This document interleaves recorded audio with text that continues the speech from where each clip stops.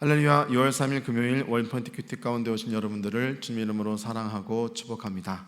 하나님께서 오늘 우리에게 주신 말씀은 마가복음 12장 1절에서 12절까지의 말씀입니다. 마가복음 12장 1절에서 12절까지의 말씀 다 같이 한 목소리로 합독하도록 하겠습니다.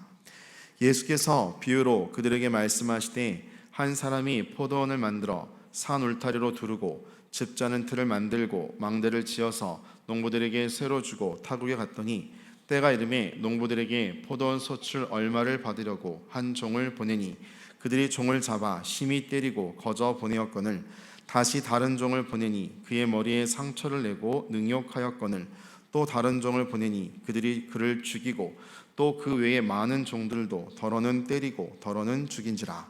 이제 한 사람이 남았으니 곧 그가 사랑하는 아들이라. 최후로 이를 보내며 이르되 내 아들은 존대하리라 하였더니 그 농부들이 서로 말하되 이는 상속자니 자 죽이자. 그러면 그 유산이 우리 것이 되리라 하고 이에 잡아 죽여 포도원 밖에 내 던졌느니라. 포도원 주인이 어떻게 하겠느냐. 와서 그 농부들을 진멸하고 포도원을 다른 사람들에게 주리라. 너희가 성경에 건축자들이 버린 돌이 모퉁이의 머릿돌이 되었나니 이것은 주로 말미암아 된 것이요 우리 눈에 놀랍도다함을 읽어보지 못하였느냐 하시니라.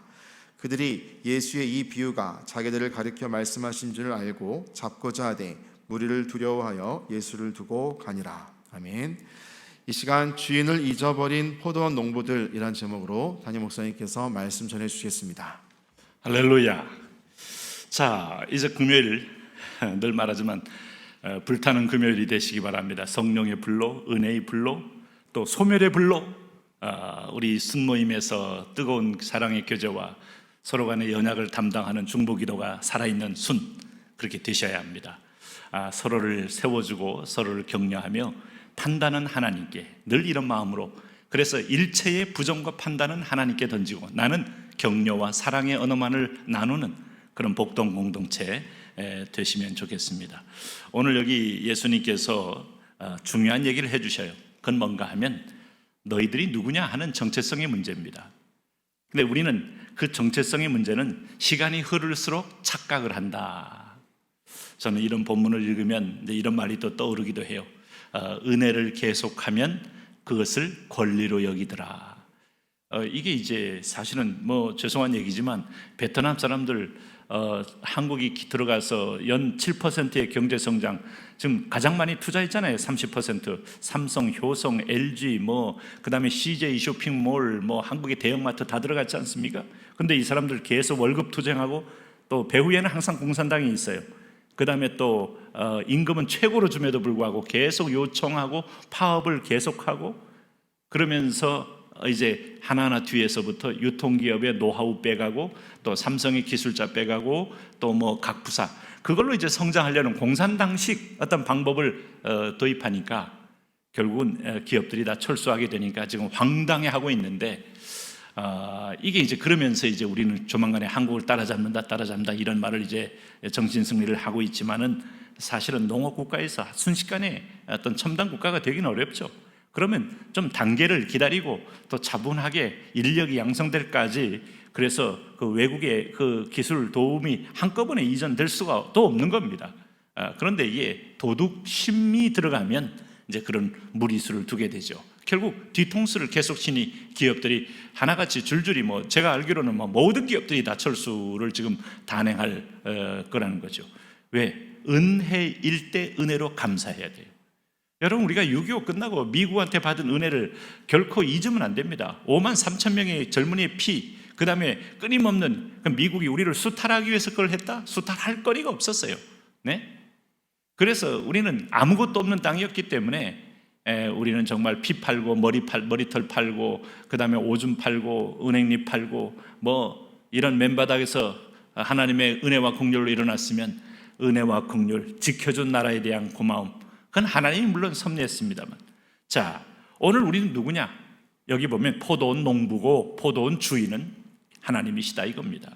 여기 보세요. 1절에 비유로 말씀하지 않습니까? 근데 한 사람이 포도원을 만들어, 한 사람이 누구시겠어요? 예수님이에요. 우리에게 포도원 만들어 놓고 내가 돌아올 때까지 열심히 농사지어서 소출을 많이 내라는 거예요.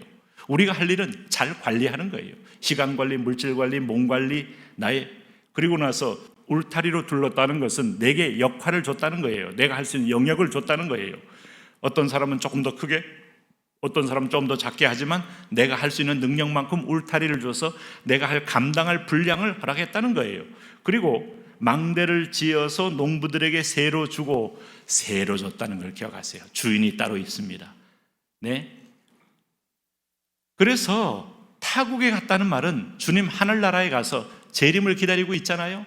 다시 오실 주님, 파루시아의 주님을 기다리고 있잖아요.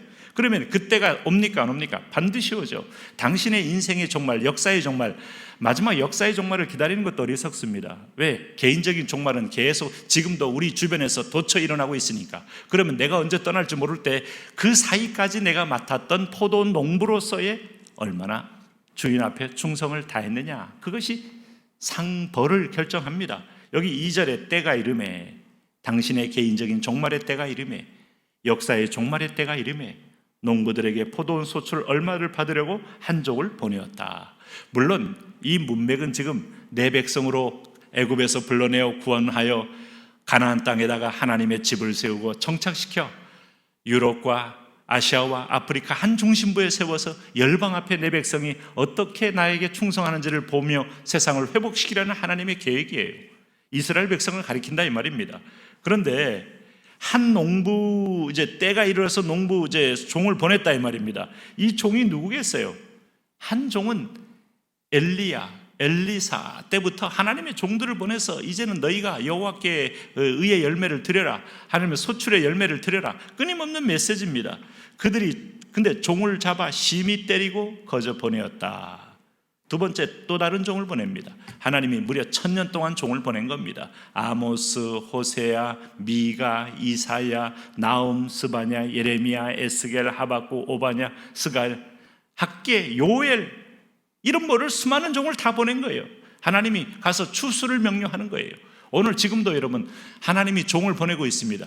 그때의 종은 이제 선지자와 같지는 않을 수 있지만 선지자적 어떤 기능을 갖고 있는 말씀을 맡은 자를 통하여, 여러분 오늘도 하나님께서 마지막 종말의 때에 너의 인생의 소출을 하나님께 올려라 하고 지금 권면하고 있는 거예요. 여러분 농담으로 들리시거나 롯의 사위처럼 여기시거나 아니면 그때가 없다고 착각한다면 우리는 마지막 때에 눈물을 흘리는 것을 피할 수 없어요. 오늘 여기 보세요. 4절에 또 다시 다른 종을 보내니 이제는 머리에 상처를 내고, 이 말은 이 종들이 점점 소유에 대해서 애착과 집착을 갖더라. 처음에는 그냥 심히 때리고 거저 보냈는데 머리에 상처를 내고 능욕을 하게 되더라. 그래 5절에 또 다른 종을 보냈습니다. 점점 나아지는 게 아니고 이제 그들이 그를 죽여버리고 그 또 외에 많은 종을 더러는 때리고 더러는 죽인지라. 이야, 사람이요, 오늘 하나님 말씀을 속에 거하지 않는 이상 인간은 완악해집니다. 여러분 시간 내 거라고 착각합니다. 내 몸 내 거라고 착각합니다. 내가 피같이 고생해서 번 돈 내 거라고 비명을 지릅니다. 내 거 아닙니다. 하나님 겁니다. 11조 할 때 대단한 걸 했다고 스스로 자부심을 갖습니다. 뭐 개인적으로 갖는 거야 탓할 필요 없지만 그냥 하나님 거라 그랬어요. 내 거는 네 개로 그랬습니다. 안식일 내 거라 그랬어요. 내 날이나 그랬습니다. 근데 우리는 그것도 마치 내 건데 하나님께 큰 인심을 쓰듯 후한 어떤 면에서 덕을 베풀듯 자부심을 갖는 거, 주인 볼 때는 웃기는 얘기입니다. 그래서 6절에 보니까 마지막 이제 한 사람이 남았으니 곧 그 사랑하는 아들, 종들 다 보내고 이제 직접 아들이 온 거예요. 그랬더니 놀라운 사실은 7절에 보니까 그 농부들이 서로 말하되 얘는 직접 주인의 상속자니 알고 있어요. 내게 아닌 걸 알고 있어요. 인생이 내 마음대로 안 되는 거 알고 있어요. 인생 곧 지나가는 것도 알고 있어요. 다 놓고 가는 것도 알고 있어요. 그런데도 불구하고 이 현실의 이 사욕에 잡혀서 손을 놓지 못하는 게 인생이에요. 그래서 상속자를 죽여버리면 그러면 그 유산이 우리 것이 되리라. 계산 잘못했습니다. 하늘에 있는 아버지는 당신의 모든 것을 주관하는 분이기 때문에 그의 비위를 틀리게 했을 때, 걸리게 했을 때 무서운 심판으로 모든 걸 잃습니다. 이에 잡아 죽여 포도원 밖에 내던졌느니라. 예수님이 영문 밖에 던져진 시신이 되고 그는 비참하게 버려진 그런 주검이 된 겁니다. 이럴 때 9절에 포도원 주인이 어떻게 하겠느냐 했더니 농부들을 진멸하고 포도원을 다른 사람들에게, 내 백성, 내 자녀가 아니면 누구한테, 내 백성이 누가 이방인에게도 주는 거예요. 이게 바로 이스라엘의 역사입니다. 그때부터 뭐 사마리아 도성의 아수르에서 여지없이 약탈을 당하고, 또 뭐 예루살렘 바벨론에서 약탈을 당하고, 예수님 말씀하신 후에는 주후 70년경 로마에서 약탈을 당하고, 여러분 이거 그래서 디아스포라가 된 거예요. 그래서 산산조각이 나서 전 세계에 흩어진 겁니다. 전 세계에 흩어져서 언제 뭐 존중받고 살았나요? 멸시받고 조롱받고 짓밟히고 살았죠. 바로 이것이 내 백성을 그만큼 사랑한 것만큼 하나님은 은혜를 준 만큼 우리에게 기대하는 바가 커요. 왜 기대가 없겠어요? 부모가 자녀에게 기대하는 바가 없다면 부모가 아니죠. 투자한 것만큼 자녀가 잘 되길 바라고, 효도하길 바라고, 부모에게 또 좀 자랑스럽기를 바라는 거죠. 오늘 이 비유 잘 기억하십시오. 여러분, 내 것이라 할 수 있는 것이 아무것도 없습니다. 이 비유의 배후에는 항상 사탄이 있어요. 예수님이 공생이 시작할 때 마치 성전산에 올라가서 내게 절하면 온 천하를 절하면 온 천하를 다 내게 주리라. 지 거 아닌데도 불구하고 거짓으로 자기 거라고 위장하는 세력이 있어요.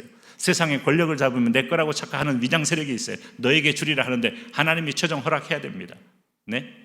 동장 되는 것도 그 위에 있는 구청장이 임명할 듯 해도 마지막 순간에, 요즘은 뭐 지자체니까 모르겠네요, 그래도 하나님이 허락해야 돼요. 구청장이 죽거나 아니면 구청장이 경질되거나 아니면 그 사람 자신이 또 무슨 병이 나서 못 받거나, 절대로 그 외 배후에 보이지 않는 하나님의 임명권을, 주인됨을 잊으면 안 됩니다. 그 건축자들의 버린 돌이 돼버린 주님을 하나님은 다시 불러일으켜서 오늘 우리 교회의 머리로 삼지 않았습니까? 오늘도 진정한 주인 되신 그분을 흔들지 말고 붙들고 믿음으로 승리하시기 바랍니다.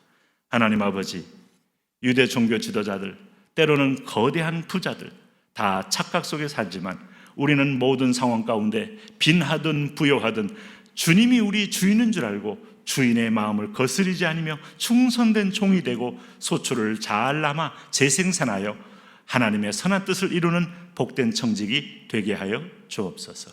예수님 이름으로 기도합니다. 아멘.